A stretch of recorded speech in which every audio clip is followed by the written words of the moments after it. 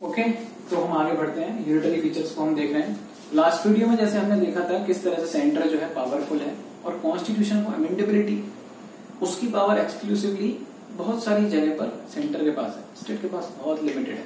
और वहां सेंटर जो है वही एक्चुअली में पावर अपने पास रखता है, स्टेट के पास एक्सक्लूसिव पावर नहीं रहती। तो इस सेंस में हम देख सकते हैं किस तरह से हमारे अंदर, हमारे स्टेट के अंदर हमारे गवर्नमेंट जो है और हमारी पूरा देश जो है वो यूनिटरी फीचर्स को भी शो करता है रेदर देन फेडरलिज्म। नेक्स्ट चीज जो आती है यूनिटरी फीचर्स की जो इंडिया के अंदर है वो तीसरी है अनइक्वल रिप्रेजेंटेशन इन राज्यसभा। किसका? स्टेट्स का। भाई अगर आप स्टेट्स को और एक स्टेट को ज्यादा महत्व दे रहे हो, दूसरी स्टेट को कम महत्व दे रहे हो, इसका मतलब क्या है? फेडरलिज्म में तो ये था कि स्टेट और सेंटर इन दो के पास डिवीजन होगा पावर का। उन्होंने कहीं ये तो बोला नहीं है फेडरलिज्म में कि ये एक स्टेट के पास एक्स अमाउंट ऑफ पावर्स होंगी, दूसरी स्टेट के पास वाई अमाउंट ऑफ पावर्स होंगी, तीसरी स्टेट के पास जेड अमाउंट ऑफ पावर्स होंगी। नहीं, ऐसा तो नहीं। सारी स्टेट्स के पास अपनी अपनी पावर बराबर की और सेंटर के पास अपनी पावर। बट इंडिया के केस में ऐसा नहीं होता।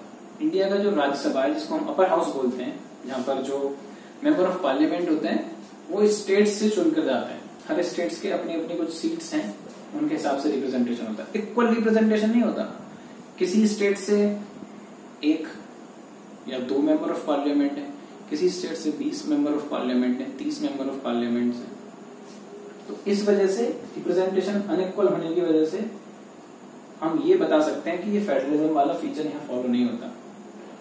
ठीक, तो इस वजह से भी यूनिटरी फीचर ज्यादा हुए रेदर देन। मान लो किसी पार्टी के पास, जैसे एक पार्टी है जिसके पास उन स्टेट्स में गवर्नमेंट है जिन स्टेट्स के अंदर ज्यादा पॉपुलेशन है, फिर ज्यादा सीट्स हैं मेंबर ऑफ पार्लियामेंट की, तो उसके ज्यादा वहां पर रिप्रेजेंटेटिव चले गए।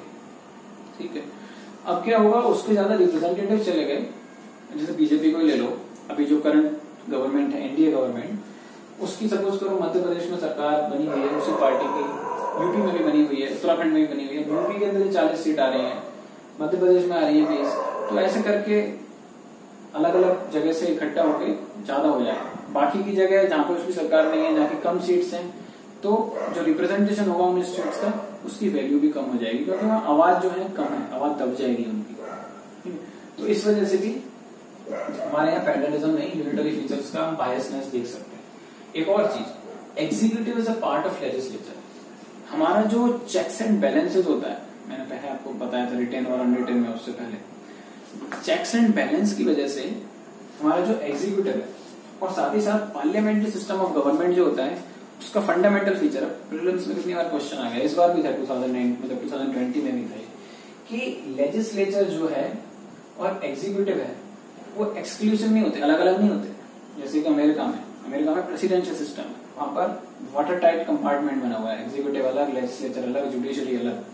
इंडिया में क्या है, एग्जीक्यूटिव जो है यानी कि मिनिस्टर्स जो होते हैं, चाहे मिनिस्टर ऑफ स्टेट हो, चाहे जो कैबिनेट हो, काउंसिल ऑफ मिनिस्टर हो, वो सारे जो है वो रेस्पॉन्सिबल होते हैं किसको? लोकसभा को, और इवन पार्लियामेंट को रेस्पॉन्सिबल होते हैं।